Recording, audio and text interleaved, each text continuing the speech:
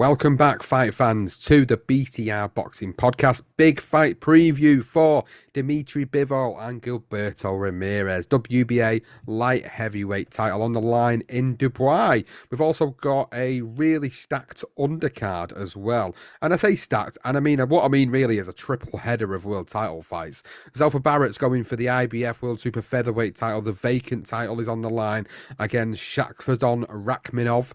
This is a really good fight for Barrett and a defining night, hopefully, for Zelfa Barrett. But the other huge fight on this card is Chantal Cameron. She's fighting for all the marbles in the super lightweight division after Callie Reese decided to vacate them due to some filming commitments, because she's also an actress as well. So Jessica McCaskill, the current undisputed welterweight champion, has moved down in weight to take on Chantal Cameron for all the marbles in this division, which is a really intriguing fight, which I'm excited to talk about. We've got the two Yafai brothers on there, Galal and Khalid Yafai on here, and then Akib Fias also features on this card. So, the headline event, Dmitry Bivol, Gilberto Ramirez. This is a big fight for the light heavyweight division. Gilberto Ramirez really finally gets an opportunity to fight a guy at the top of the mountain. And his big fights, we've seen him in the past against the likes of Sullivan Barrera and the likes of Jesse Hart twice. Arthur Abraham even as well. You got to mention Arthur Abraham when he was a super middleweight. For me, this is the biggest fight of his career now, Gilberto Ramirez, and it's a defining time for him to determine whether he is one of the best light heavyweights out there, or will it just solidify most people's opinions that Bivol is certainly a bit of a king at this division, aside from Beterbiev. Yeah, it's a fascinating one. Literally because Ramirez is the guy that hasn't. Look, he's very rarely been in an uncomfortable fight. We've not really seen him challenged. I think Hart gave him some problems. So did Barrera. But to have 44 wins, 44 fights, 44 wins, and not be challenged is a bit of a concern for me. I don't see, some people may see it that it was because he's so good, but when you look at the level of his opponents, barring Sullivan Barrera and Jesse Hart, and as you say, Abraham, but Abraham and Barrera were let's say that they were over the hill in terms of their abilities at that time. And then all with Jesse Hart is a guy that's the sort of level of opponent he should have been fighting. 3 or 4 of those guys on his record. But then on the flip side of it, I have to say that when I have watched Ramirez, there are elements to what he does that I really like. And we'll go into that. But in terms of when you just look straight off the cuff on their CVs, I don't think there's any question that Bivol stands out brightly. Well, his last victory over Canelo Alvarez was one of the brighter victories in his career. It was a victory that people were not so sure was going to come, and it was questionable, because I think we all possibly felt that maybe Alvarez could do not so much the impossible, but stepping up against a light heavyweight after he'd beaten Kovalev. You start to think, hang on, maybe Alvarez could do this. But Bivol taught him a lesson. He taught him about the lesson in weight classes, and he taught him about the lesson about trying to go in there against a much bigger fighter. Doesn't always play to your advantages as a fighter. And it was great to see Bivol just not even get out of second gear, really, against Canelo in that division. So it just proved to me that I think Bivol and Beterbiev is the mega fight for this division that needs to happen. And once that does happen, we'll truly see who is the king of this particular division. But until he gets past Gilberto Ramirez, we're not going to get to see how things play out. And obviously, Beterbiev is fighting Anthony Yarde as well. So, there's a big punching fight between them two for as long as that lasts in 2023. So it's really interesting how this light heavyweight division is playing out. And then you've got a few guys sort of around the cusp of the light heavyweight division that are looking for their opportunities as well. So, this is a big fight for Bivol. He needs a victory here, ultimately against Ramirez, to strengthen his claim as the best in the division. The fact that Ramirez has got an undefeated record, obviously some of it has been amassed, in the super middleweight division, of course, as well. But the fact that he's comfortably gone into this division and he's done it with such ease, and as you rightly pointed out, he's not really been troubled by anybody as such yet, since he's been a light heavyweight. It makes you wonder, what sort of a fight we're actually going to get to see. I mean, if you're looking at sort of betting on this fight, you'd think, well, Bivol's a dead cert for this fight, isn't he? He's naturally the bigger guy in this fight.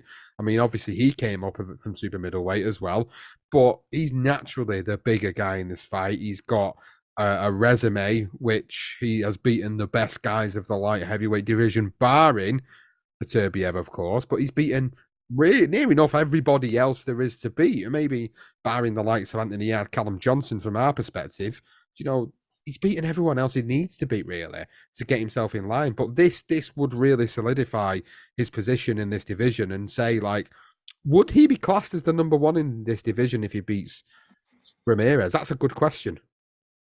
That is a great question. I mean, Baterviev, 18 wins, 18 knockouts. But Bivol, if he beats Ramirez, yes, I would have him as the main man of the division. Until obviously Bivol and Baterviev get it on, it's difficult really to suggest who comes through that. But when you look at it, I mean, it's the fight. Right? I mean, if anything, it's probably one of the biggest fights in boxing. Bivol and Baterviev. When you think of Crawford Spence and Joshua Fury or Fury Usyk, there's not really many bigger fights than this left, really. Baterviev Bivol is definitely one of them. But yeah, I would show them. I mean, Gilberto Ramirez at 30 knockouts, 44 wins. What I like about him is his body work, and I think he's got a great uppercut, and he's really big and strong. He imposes himself, but he doesn't impose himself in the respect where he rushes in and just dominates the fighter, unless they're obviously bowled him over, which he has done previously. But he's taking his time, and I quite like that about him. But yeah, absolutely he would. I mean, you look at Buatsi, Callum Smith, Jr., Joe Smith Jr., and then you got Yard, Marcus Brown, Callum Johnson, Jean Pascal, Craig Richards. I mean, none of them guys are battling it out really for the possibility of taking them up that mantle. But look, Bivol, as you say, I mean, he's beaten them all really. I mean, he's done Smith Jr., he's done Brown, and he's done Richards. So yeah, look, if he does Ramirez, he's the number one man until Baterviev then probably beats Yard, and then it puts him back up there. Until they fight each other, we're just never going to know. It's a really good fight. I'm excited for it because it really will get to tell us again a lot about both of these guys. Really, we'll get to know how good Ramirez is because we haven't seen him really have this level of test yet in the division. So it'll probably tell us more about Ramirez than it will about Bivol, really, because I think we kind of know now what we've got with Bivol and the different skills and abilities that he's shown in different fights.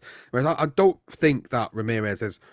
I don't think he's been challenged at that level. And maybe Sullivan Barrera was a really good challenge for him. Jesse Hart was obviously a really good challenge for him in the division. But then you're going back sort of 7 years ago when he's in the super middleweight division and he's fighting an over the hill Arthur Abraham. But I mean, I think that's kind of, you're looking at his resume and you're thinking, this is his big test. This is his chance to throw his name in the hat as one of the best in this division. But he's got a big task in front of him. He's got to beat Bivol. And I suppose the question is, how does he do it? I mean, how does Ramirez beat Bivol? It's a good question. I mean, look, he's obviously got to impose his size on him. I think it's something I will say. He's got to try to, he's got to hurt him early. I feel that his body shots are excellent. He's got some great body shots, and he whips them right in deep. I like that about him. But as I say, it's just the quality of it. It's difficult to assess him because of the quality of his opponents. But yeah, the body shots, because Bivol can get hit by it. We see it a couple of times against Canelo and other fighters where he is acceptable to getting hit in the body. So if he can land a nice one right under the ribs and really rattle him, then that will be the only way he really wins this fight. Otherwise, for me, I think Bivol, because of his energy, his high level punch output, he's got great distance. He knows when to pressure, when not to pressure. He can switch the angles if he likes. He's a light heavyweight that can almost fight like a super middleweight at times. And I think it's just the natural ability, his lateral movement, I just think causes too many problems for Ramirez. Whereas, as I say, Ramirez's best hope really is to really try and hurt him. I'm not saying he possibly can. So I think that's what you're looking at, really. Otherwise, I can honestly, I think Bivol will walk away with this in the end. I think it might be tight, but then sort of, I say tight. To be honest, I think Bivol probably steals the first few rounds, and then it's just Ramirez trying to gather this fight back, and by then it's too late. When you can't allow Bivol to get in a groove, if you do that, then you're in trouble, and we see that with Canelo, and he's done it with other fighters. And I feel that this is a big enough fight for him that I think Ramirez will suffer his first defeat. Yeah, I mean it's a good assessment of how you think the fight is going to go down, and I don't think I'm too dissimilar really from that assessment in terms of how I think the fight will go down. I think Ramirez will cause some problems for Bivol throughout the course of the fight, but ultimately I think Bivol, his boxing ability that he's shown over the past couple of years is just it's just getting so much better, and the way he was able to just deal with Canelo with such ease in their fight. No, I'm not making that comparison for Ramirez here, but if you want to look at any fight, I suppose that is a good fight to look at because you can see the different things he does in that fight to keep Canelo from trying to use all these different movements inside of the ring and all these different techniques that he's used previously. That's been so successful for him throughout his career. Bivol just made him look like a standard defense of his title, really. I mean, that's probably the best way I can put it. Is like he made it look like a standard Dmitry Bivol defense against Canelo rather than it being a super fight, which is what it was. But I think Ramirez is going to have some trouble with him. I think Bivol will work out the problems, and I think for me, Bivol takes his fight. He takes it on points. He has a few rounds where he'll let Ramirez maybe come into it. Not so much let him, but he'll maybe take a step back a little bit, assess the situation, and then move in with a different plan if Ramirez brings something to the table that Bivol's not dealt with before. But ultimately, I can only see this going one way, and that's a Dmitry Bivol win on points. He could knock him out late, but we haven't seen Ramirez in enough trouble to really know whether or not he would get stopped by Bivol or whether Bivol, looking at his track record, seems to be able to just cruise through these fights and take these fighters the distance. You might get a late stoppage, but if I'm betting money on it, I'm going for a Bivol UD. Yeah, I am as well. Absolutely. I believe that this will be, yeah, he'll win it by 4 rounds. But I mean, the one questionable thing about the whole thing, and the one danger Bivol has, is probably because Ramirez hasn't really been challenged, and we don't really know when he is in there against the top fighters just how powerful he actually is. So the flip side of it is, it could be a lot more powerful than we are assuming, and therefore he could Lansate on Bivol, and Bivol wasn't expecting it, and therefore he could potentially lose a fight from that. It could even be Bivol takes his eyes off the ball, thinking he just needs to get past Ramirez because he's potentially fighting for the undisputed title, super middleweight against Canelo next year. So hopefully that isn't the case. If all that aside, I think you're looking at a comfortable Bivol win. If anything, I'd suggest if you're betting on it, whack it on an accumulator and have Bivol as a points decision. Get some other fighters on there. Yeah, well, there is other fights on this card that we are going to talk about, and Chantal Cameron, Jessica McCaskill's one of them. Really good fight. I suppose it was a surprise to me when it was announced. I wasn't. I know McCaskill's obviously fought down at the lower weights before. I knew that. I was just surprised that this was the fight that was made, and fair enough, she's put herself in a position as the undisputed welterweight champion of the world to have a bit of sway to come down a weight and fight Chantal Cameron, who's now looking for that ultimate glory of becoming undisputed champion.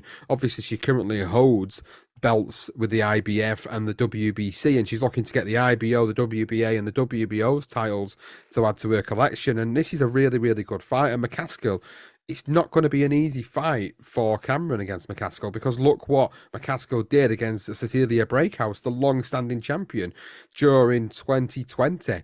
She absolutely outpointed her. Like she outpointed, and then she did it again in the rematch to prove it wasn't a fluke. And then she's defended her titles up at welterweight twice, once last year, and then again earlier this year. So for her, it's a golden opportunity to become a two-weight undisputed champion, which if you're in that position and you can move between them weights freely, absolutely you're going to take an opportunity like this. 100% to become a two-weight undisputed champion though. Like it's not often that happens whatsoever. There's not many fighters in the sport, male or female, that can achieve that level of success. So it's huge for her. But for Cameron, it's a chance to solidify her potential that we've always known she's had. Like she's already a world champion. She's already done that. But a lot of people within British boxing do believe she cleans up this division and eventually fights Katie Taylor, which is what we've talked about in our reaction show recently about Katie Taylor in future fights. So Cameron's got to come through this fight. I mean, what advantages does she have against McCaskill? Because McCaskill's been able to move through these weights quite freely and quite successfully. So just Cameron have the ability to, keep McCaskill off her, I think is the question I'm trying to ask, because McCaskill's going to come on and she's going to put the pressure on. But will that suit Chantel? I think it might.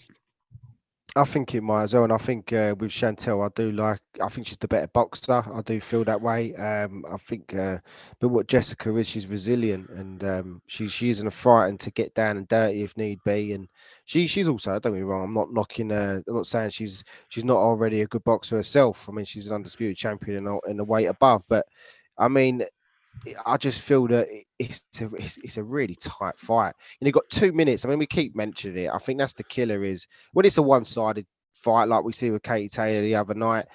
Just 2 minute rounds. It was just a she went through the motions. It was an easy night work. But when it comes to these close competitive fights like this, and you've got 2 minutes to impose yourself on the judges and and the crowd. I mean, I can see this being so tight. You don't really know what way it's gonna go. I feel that because Chantel has, I believe, a better boxing ability, I think she might just catch the eye a little bit better than on with the judges, and therefore steal a few more of those tight rounds, and therefore just nick the decision over Jessica. But don't be surprised if Jessica goes and wins this.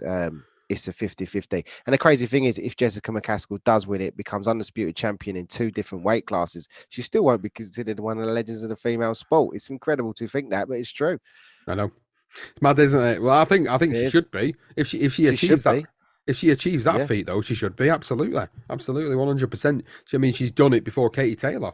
I mean, Katie Taylor's the one that's Yeah. expected to do this. She's done it before her. Exactly. And yet she's lost to Katie Taylor. So it's where does that put her in the standings, in terms of like what she's done for the sport. So we'll see what happens. I'm And vying and for go on. so that's why I think. I mean, the winner of this and Katie Taylor in Ireland is got to be the fight, isn't it? Yeah. But I do believe, honestly, if it's Jessica, although she's beat her once, I'm not sure Katie will want to go down that route. I don't know. We'll see. We'll certainly see. It's a great fight. Really looking forward to this fight. And a fight on the undercard for the IBF Super Featherweight title, the vacant title. It's Alpha Barrett looking to complete destiny in his eyes by taking on Shavkatston Rakhimov, which is a huge, huge fight for Barrett and a very dangerous one as well. A very, very dangerous one for Barrett. And this, I've always had my reservations about him, Barrett. Not that I don't think he's a good boxer.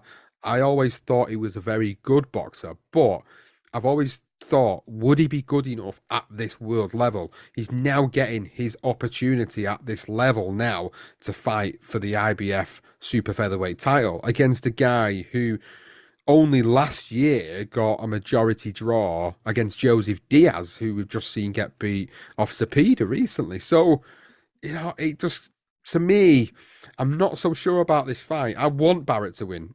My heart says Barrett wins this fight, but my head automatically goes to Rakhimov because I think Rakhimov's record and the level of opposition he's had recently, and the fact that he's already fought somebody at a high level, and the fact that he's knocking his opponents out, he's had 16, 17 fights, knocked out 13.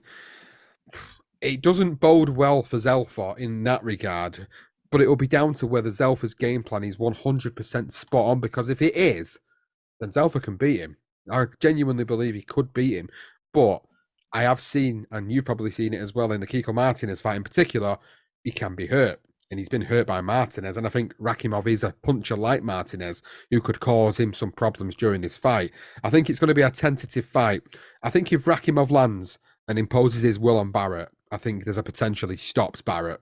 But I think if Barrett's able to get in and out with them flashy combinations and evade those big shots, I think he could take this on points. It's one of them where I think if I'm looking at it from both sides, it's either going to be a Rakhimov KO or a Zelfa Barrett win on points. That's how I see this fight going down. Yeah, I'm with. I mean, Rakhimov is that Diaz fight as well. he had that fight won. I mean, look, never, as we said earlier, in the other show, you're never going to knock Diaz out. So definitely don't expect. I didn't expect that to happen. But Diaz, yeah, I think Rakhimov.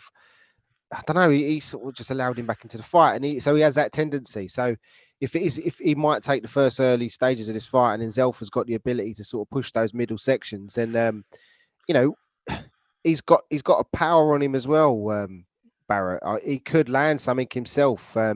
Not too sure whether he would do enough to knock him out, but he might do enough to rattle him enough that he can then sustain real pressure, potentially stop him, or even take it further.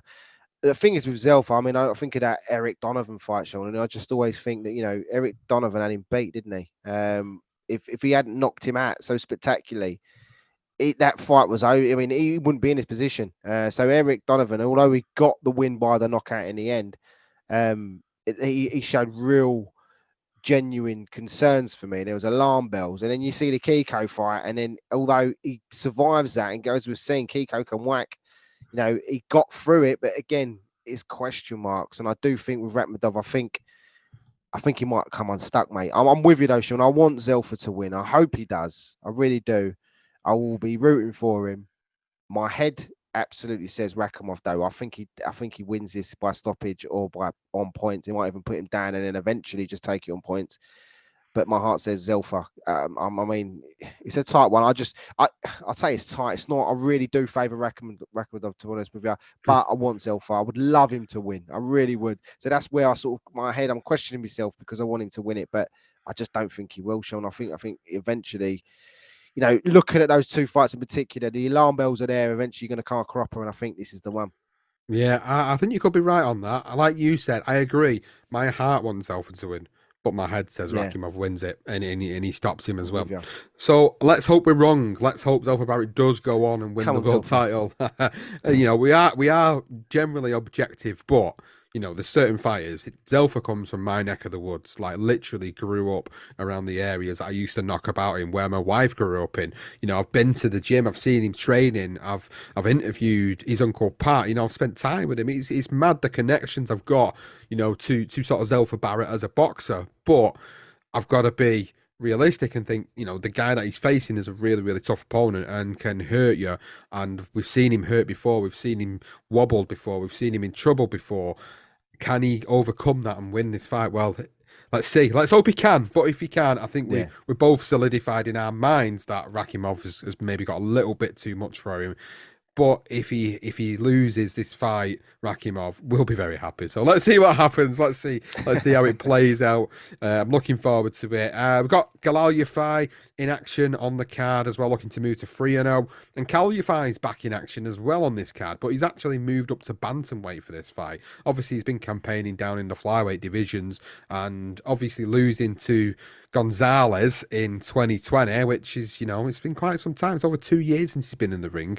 And I was Wow. surprised it was that amount of time since he's not been in the ring. But it is. And he's making a comeback at bantamweight. Most of the time, when you see this happen with a fighter, it usually means they're at their end of the career. And I think Yeah. that's the first thing that comes to mind with this. He's been out for 2 years. He lost to Chocolito Gonzalez in his last fight. And when he stepped up, he's lost the fight. So will he be able to go to this division and be able to make any impact, having had 2 years out of the ring and being 2 years older? That is the questions that I want to see answered, because the bantamweight division is also a difficult division to be in. So I'm not so sure on this. I'm not feeling any good vibes about the fact that he could go on to do something else in this division, if I'm being honest with you. I'd be happy to see him win, but I'm just not so sure he does anything in the bantamweight division. So again, I could be eating my words within a 12 months, but inactivity and his loss and the fact that he's 2 years older, it leads me to believe that this is sort of the last assault on potentially trying to do something in his boxing career before he calls time on it. So we'll see. We'll see how he gets on.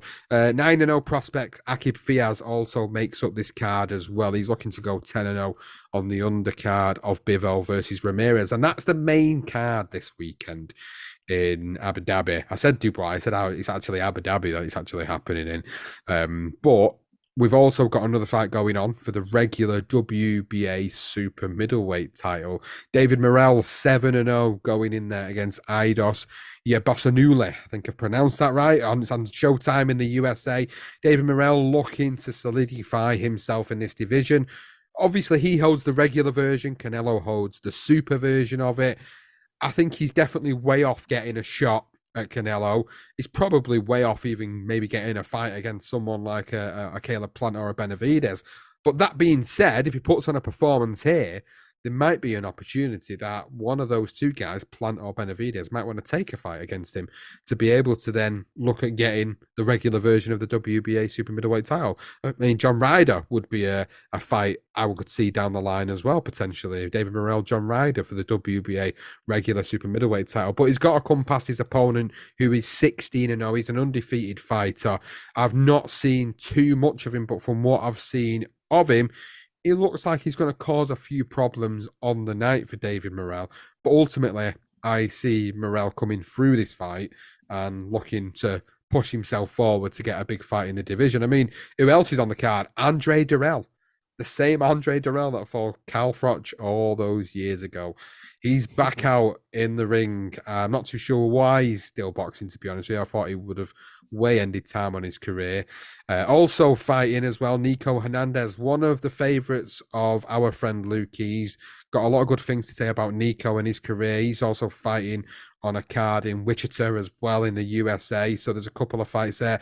Oscar Bonilla's also fighting against Kevin Walsh. A couple of names that you US fight fans might recognise, of course. But that's it. Johnston, any final words then on Bivol versus Ramirez? It's a fight I've actually been quite looking forward to be honest with you. So yeah, that's it's when you do look through the monthly schedules and you see the big fights, you pull them out. This is one of them. So it's definitely one there. And I'm intrigued to see what Ramirez brings and whether he can fulfill that potential that some people have always said he promised. And Bivol's shown that. We are now 100% fully behind a Bivol win, but it's a fascinating duel and one that will really develop this light heavyweight division. I know by the sounds of it, Bivol will probably be popping back down to suit middleweight, but I'm sure he'll be back again. So yeah, interesting. But yeah, the Morrell Yubananousi fight, I think that's going to be that could be over in 12. I think if you're interested into seeing someone getting knocked out, I think that's the fight to go and watch. I think that could end in a stunning knockout for someone. I'm sort of going Morrell, but you never know. I think that's a potential banana skin for him. And the crazy thing is, I think it's that PBC fight as well, isn't it? It's a PBC card, I believe. And it's just funny because that Morrell he's been putting hard very quickly. It's interesting. If he does get through that, he will be more than prepared to fight for a world title. Whereas Benavidez, I feel at times has had it a bit easy. It's interesting how some fighters some promoters just stick these guys in a lot harder than some of the others, and Morrell's certainly one of them. So look, if you want to see a shootout, I think that's the one to go and see. But yeah, I'm looking forward to the big one, the big fight of the weekend. So that's it for this Big Fight Preview episode. If you've enjoyed it, if you've got any thoughts, feelings, predictions on the fights that are happening this weekend, then do let us know on social media at BTR Boxing Pod. You can find us on Twitter, on Facebook, on Instagram, on YouTube, on TikTok. If you've not subscribed to the podcast audio version, you can do that on Apple, on Google, on Spotify. And finally, a big shout out to the patrons of our podcast. We appreciate your support as always. Thank you so much for the support. And if you've not become a patron, or you've heard us talking about being a patron and what that entails, to do so, you can go over to patreon.com/BTR Boxing Podcast. On there, you'll get ad-free versions of these episodes. You'll get early access to the series-based content. We've got our exclusive patron-only series called Boxing Through the Decade, a look at the last 120 years of the sport. And we've also got many other Patreon-only episodes that you won't have heard before because they've not been released to the general public. So please go and check us out. If you've got a little bit of spare free income each month, go and look at the available tiers and what you get with them available tiers. And your support would be greatly appreciated. And that's it for this episode, fight fans. Thank you, and we will see you next week for our reaction show.